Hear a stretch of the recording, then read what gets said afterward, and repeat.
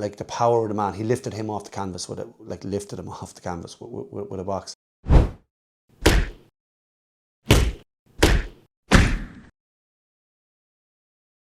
Welcome to Doc's Cast. This is my top 5 heavyweight boxers of all time. Now this list will obviously vary for different people. Maybe you have a different, maybe you'll have 2 or 3 in this list also, the same as me. Or it could be changed around a bit, because obviously this is just your own opinion. But this is my top 5 heavyweight boxers of all time.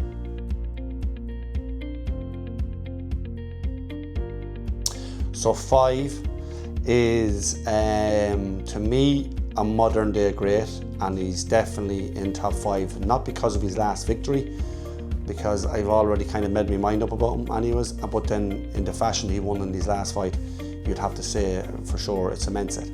That's Alexander Usyk. You're going to, in this top 5 list, there's one thing a lot of them have in common, is they're not too massively tall, they're not too massively heavy, and I think that's, to me, the sweet spot for heavyweight boxing. Now me and Mick, obviously, we spoke about this before, obviously off camera and having coffees and stuff, but and we thought also maybe 4 or 5 years ago that the Anthony Joshuas, the Tyson Furies, they're very, very big men. And you just thought, because of the way things is going, boxers nowadays are bigger, they're heavier. You thought, like, would they, not for me, I never thought it, but some people might question, would they blow the lads away from years ago because of the height difference, the weight difference? But I think Usyk has proved no. I mean, he's obviously fought Fury, massive man. He's fought Joshua, both of them twice, and has beaten them twice. And Daniel Dubois. So I think, there's a sweet spot in heavyweight boxing. I think Usyk has it. His footwork, his IQ in the ring is ridiculously good. How he adjusts to fights as the fights goes on. And you know what? He stopped Dubois. Now I know people might think he hasn't got massive power for being a heavyweight, but you have to remember when he was fighting these lads, Joshua's and the Furies, they're massive men carrying massive weight. So they still have a big advantage on him, so it's hard to take them down, and he almost took Fury down, but he took Dubois out. So he has power, southpaw, footwork is amazing, drops the shoulder, angles. I just think he's a lovely, lovely fighter on his feet, and there's no doubt about it, he's in this top 5, and I could make arguments that he could be further up the line, but as of now, Usyk, no doubt about, is 5.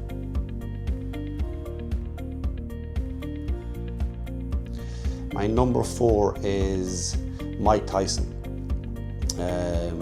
It's very hard. Now I've seen people who dispute whether he should be in it or not, but I mean, again, back to attributes. His attributes was amazing for a small fighter. Actually, he was a 5'10" boxer, and he's the smallest on this list. But he made up for it in determination, power, and aggressiveness. He'd beaten a lot of boxers, a lot of fighters before he had even gotten into the ring. That's the effect he had on the heavyweight boxing at that time. So obviously in 1986 he won his first world title against Trevor Berbick, knocked him out in the 2nd round. Then he fought fighters like Michael Spinks, Larry Holmes. But Michael Spinks obviously was a big win as well, with him being undefeated. Tony Tucker, another fighter, undefeated, big man, under 6'5", but Tyson outworked him to go 12 rounds, and he became the undisputed heavyweight champion at that time. He fought fighters like Frank Bruno. Now Frank Bruno was still a decent heavyweight at the time, but that would have been his resume, and I think that's what comes into question for people who, some people don't have him in there because of maybe, weighing up to the opponents, or that era at that time. But there's no doubt about it. I think Mike Tyson would have beaten most heavyweights, just for his style. He was an aggressive fighter, the peekaboo style. He used to close the distance. He used to get in real close and really go heavy. But I think, definitely, no doubt, he's top 4.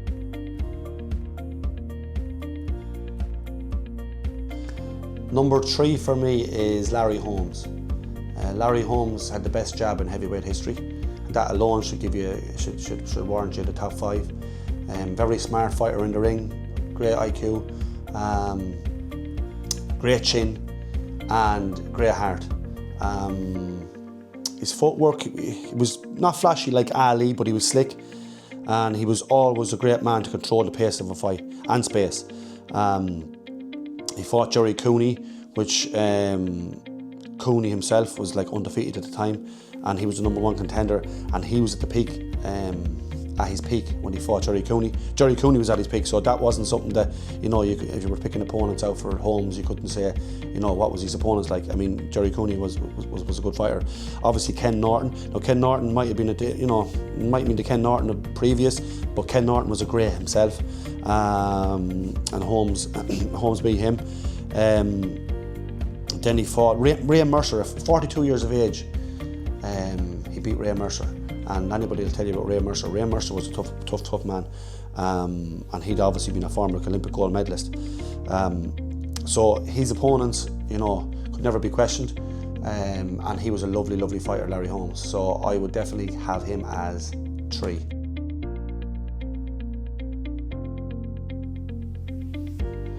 Two for me is Big George Foreman.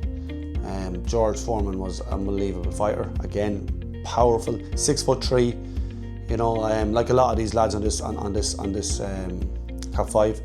You know, he was only, I think he was something like 215 to 230. That would have been his weight, which was again ideal, I think. Powerful man. He won. Anyone that's seen George Foreman fight, if you watch the fight with Joe Frazier, like Joe Frazier being an all-time great himself. Like the power of the man, he lifted him off the canvas with a box. George Foreman was a feared man. That's why Ali, when Ali fought him, you know, everyone thought he was going to beat Ali. But he won the undisputed world heavyweight championship against Frazier. You know, he bet Ken Norton twice. Michael Moore, he came back and won the world title against Michael Moore at age 45, you know. So to actually take time out of boxing from the 70s and come back and win the world title in the 90s, you know, it just tells you, you know, how good this man was. And, you know, to win a world title at 45 in the era, I say the 90s, like, he would have been a far more devastating man in the 70s. So that's what I'm talking about when I mentioned Usyk and all these. Like, there's, you know, it's mainly older fighters, that older generation, I think, that, you know, they really fought the best and the toughest, and they're tough men in themselves. But yeah, George Foreman was a serious opponent, serious fighter. Like Mike Tyson, like he put the fear in every fighter he ever fought. You know, even Ali obviously knew there was no way he could meet this man in the centre of the ring, and yeah, obviously Ali won the way he won, as you know. The rope it up and let George tire himself out. But George Foreman alone was one of the best of all time. Powerful man, and again, yeah, what can I say about him? He was just one of the best, one of the greats. So he would be my number 2.